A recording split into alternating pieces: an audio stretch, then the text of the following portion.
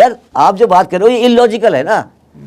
क्या मैं आपसे बार बार पूछ रहा हूं कि क्या पाकिस्तान मिलिट्रली कश्मीर पे कब्जा कर सकता है? एक इंसान बन के सोचो।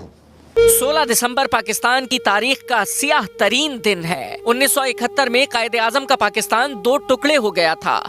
आजादी के सिर्फ 24 साल बाद ऐसा सानेहा पेश आ गया जिसने हर दर्दमंद पाकिस्तानी को रुलाया। अगर पाकिस्तानियों के दिलो दिमाग में आज भी वो मंजर जख्म की तरह नक्श है जब मशरकी कमान के commander lieutenant general Amir Abdullah Khan Niazi ने हिंदुस्तान के लेफ्टिनेंट जनरल जगजीत सिंह अरोड़ा के सामने हथियार डाले और उस दस्तावेज पर दस्तखत किए। टाटा कंपनी का प्रॉफिट पाकिस्तान के जीडीपी से बराबर हो गया है। एक कंपनी का, इंडियन कंपनी का, एक टाटा कंपनी का प्रॉफिट पाकिस्तान के जीडीपी के बराबर है। आप कश्मीर आज़ाद कराने चल पड़े हो, खाने को रोटी नहीं है, कश्मीर आज़ाद कराएंगे। क्या बातें करो यार। ये जो फौज है पाकिस्तान की दोस्तों बहुत बड़ा कब्जा ग्रुप है। मैं बार बार कहता हूँ पाकिस्तानी गालम गलौज करते हैं, ये मेजर तुम्हें कुछ नहीं पता, ये वो, तुम बुरे आदमी हो, शैतान हो, लानत भेजते हैं तुम्हें। यार तुम मुझे लानत भेजोगे नहीं भेजोगे मुझे क्या फ़र्क पड़ता है यार, मुझे क्या फ़र्क पड़ता है तुम मुझे लानत भेजो ना भेजो। इंडिया है तो सर आपके ख्याल में क्या हमारी फ़ौज मतलब काफ़ी मजबूत है ऑलरेडी, या इसे मज़ीद स्ट्रेंथ देने की ज़रूरत है, या इसका बजट कम करना चाहिए? आपका इस पर क्या पॉइंट है? देखिए ये आपने बड़ी इम्पोर्टेंट मगर बड़ी इलॉजिकल बात की है। अगर आप ये समझते हैं कि पाकिस्तानी फ़ौज का बजट इंडियन फ़ौज के बजट के बराबर हो जाए, उसका मुकाबला करने की कोशिश की जाए तो उससे पाकिस्तान तबाह हो जाएगा। ठीक है, तो ये एक सब्जेक्ट ही गलत है कि किससे कंपेयर करना है आपने। आपके फ़ौज के बजट का बेस क्या होगा ये बताइए ना। क्या आपका प्रेमाइस क्या है? इंडिया से लड़ना है? सवाल बताओ, जवाब बताओ ना पहले। मैं आपसे यही पूछना चाह रहा हूँ कि क्या इस अरे यार मैं आपसे पूछ रहा हूँ कि आपके ईस्टर्न साइड पे इंडिया है, उसका बजट आपसे 7 टाइम है, आप लड़ना चाहते हो? लड़ना तो कोई भी नहीं चाहता सर। तो फिर तो अगर नहीं लड़ना नहीं चाहते, चलो बराबरी करना चाहते हो, ख्वाहिश तो है तो फिर बराबरी करने के पैसे हैं? नहीं है ना। तो ये जो मैंने शुरू में बात की थी, ये प्रवाहित दिमाग से निकाल दो कि आप इंडिया से लड़ सकते हो। ये मान लो कि नहीं लड़ सकते। हाँ, अगर वो हमारे ऊपर हमला करेंगे तो हम बम चला देंगे, ये इस डेटरेंस है हमारे पास। मगर ये हम अगर कह दें कि हम उतने ही टैंक लेंगे, हम उतनी आबदोजें लेंगे, हम उतने जहाज़ लेंगे जो इंडिया ले रहा है, तो हम बेवकूफ़ है ना। हम क्यों ये बात करते हैं? Please try to understand. ये क्यों करी जा रही है पाकिस्तान में, ये बात क्यों की जाती है? क्या लोगों को भूखा मारेंगे आप इस बात के ऊपर कि आपकी आखिरी जंग कब हुई थी? 71 में। 71 कारगिल वॉर भी कहते हैं। कारगिल में क्या हुआ है यार? 43 में हुई, 73 में हुई, 71 में हुई थी ना। जी जी। आप 40 साल से फौज कोई वॉर नहीं हुई, आप जंग चाहते हो? सर जंग कौन चाहेगा? यार मैं ये पूछ रहा हूँ ना, जंग क्यों होगी? किस बात के ऊपर जंग होगी? क्या वजह है इंडिया से जंग करने की? सर कश्मीर एक मामला है जो कश्मीर आपके हाथ से जा चुका है, भूल जाए कश्मीर को। इंडिया के पास जा चुका है, जहाँ भी जा चुका है अब भूल जाए। मैंने आपसे 2 प्रोग्राम कर चुका हूँ कश्मीर के ऊपर। आप कश्मीर के बारे में बात नहीं करें। आपने सुना है कश्मीर के बारे में गुफ्तगू कोई रिसेंटली? वो कभी कभी शौक आता है, छुट्टी उट्टी कर लेते हैं हम लोग, वो अलग बात है। कश्मीर लेना है तुमने, तुम लड़के ले लोगे? तुम क्या बातें करो यार, तुम कश्मीर ले लोगे लड़के? ये कह रहे हो तुम ये कह रहे हो कि पाकिस्तानी फौज जाएगी और टैंकों में जाके श्रीनगर फतह कर लेगी, ये कह रहे हो तुम? Are you in senses? 3 दफ़ा तुम ये हरकतें कर चुके हो, कारगिल में भी कर चुके हो हरकत, तुम्हें अभी भी अकल नहीं आई? अकल अभी भी नहीं आई?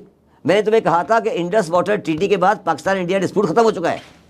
कश्मीरियों के साथ जाती हुई है, आर्टिकल 370 में जाती हुई है। मैंने तुम्हारे प्रोग्राम में 2 प्रोग्राम किए हैं जिस पे इंडियन मेरे खिलाफ गले पड़े हुए हैं। मैंने कहा कि आर्टिकल 370 में जाती हुई है और कश्मीरी खुद फैसला करेंगे कि उन्हें इंडिया के साथ रहना है या नहीं रहना। हम इस पर पार्टी नहीं है, हम उनकी मॉरल सपोर्ट करते थे, करते रहेंगे मॉरल सपोर्ट। इससे ज़्यादा कुछ नहीं है। तो क्या करो? इससे ज़्यादा क्या बम मारना है? क्या करोगे बताओ ना? इससे ज़्यादा क्या? ज़्यादा का ना, आपने ज़्यादा का डिफाइन करो। ज़्यादा को सर वो कश्मीर पाकिस्तान की शहरक है, फिर तो हमारी शहरक कट गई ना शहरक। तो अगर शहरक कट गई तो फिर बन गए, मगर शहरक अब दोबारा नहीं बन सकती ना। यार आप जो बात कर रहे हो ये इलॉजिकल है ना।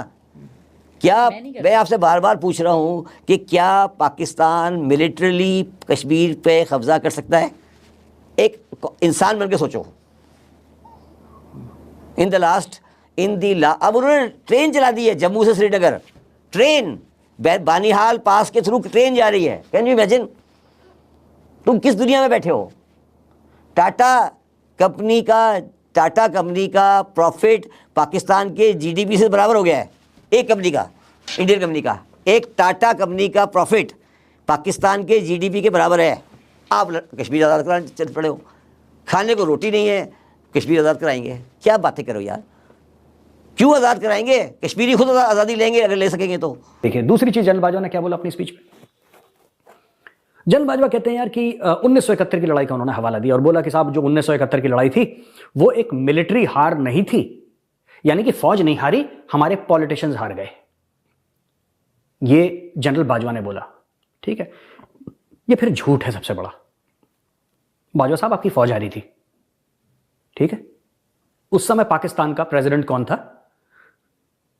Right, general Yahya Khan. उसके पहले अयूब खान था, मैं अयूब खान पे बाद में आता हूं, उसकी क्लास में बाद में लगाऊंगा। याह्या खान, ठीक है। और जनरल रानी कौन थी जरा ये पता लगाइए। हु वाज जनरल रानी? जब पाकिस्तानी आर्मी की मार पड़ रही थी ना ईस्ट पाकिस्तान में, तो जनरल याह्या खान वहां पे तवाइफों से गाना सुन रहा था। आप जाइए जनरल रानी ढूंढिए कौन है, जरा पता लगाइए कौन है जनरल रानी।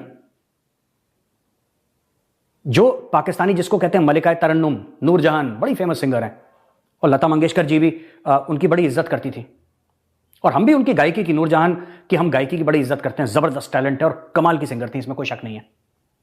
उनका क्या रोल था 1971 की लड़ाई के वक्त? आप जरा जाके देखिए। ये अपने कमरे में याह्या खान 3 दिन तक कमरा बंद करके शराब पी के जनरल रानी और उसकी सहेलियों के साथ कमरे के अंदर था, और वहां पे फौज सरेंडर कर रही थी और फौज भगदड़ मच रही थी वहां पे 1971 में। ये कहना कि हमारे पॉलिटिशियंस खराब हैं और हमारे पॉलिटिशियंस बहुत गंदे हैं और उनकी वजह से मुल्क अलग हो गया, उनकी वजह से मुल्क अलग नहीं हुआ साहब। उसके पहले अयूब खान था। To the events, I mean the events leading to 1971, अगर आप उससे 3-4-5 साल पहले देखें तो कौन था वहां पे? 1965 और 1971 के बीच में तो सिर्फ आपका 6 साल का फर्क था भाई। आपके अर्ली 50s से तो आपके सिर्फ, और अर्ली 50s के पहले लेट 40s में भी तो कौन सा आपके 1-1.5 साल जिन्ना साहब रहे जिंदा। जिन्ना ने कौन सा इलेक्शन जीता था? जिन्ना भी तो डिक्टेटर था भाई। मोहम्मद अली जिन्ना ने कौन सा चुनाव जीता? आप ये बताइए कि वो इलेक्शन जीत के आया हो। आपके यहां तो इलेक्शन फर्जी होते हैं, आपके यहां तो इलेक्शन फर्जी होते हैं। जिन्ना ने तो इलेक्शन लड़ा ही नहीं। जिन्ना को डे 1 से पता था कि जो मैंने मुल्क बनाया है इसमें सब फर्जी है मामला, ये तो चाइनीज माल है पूरा।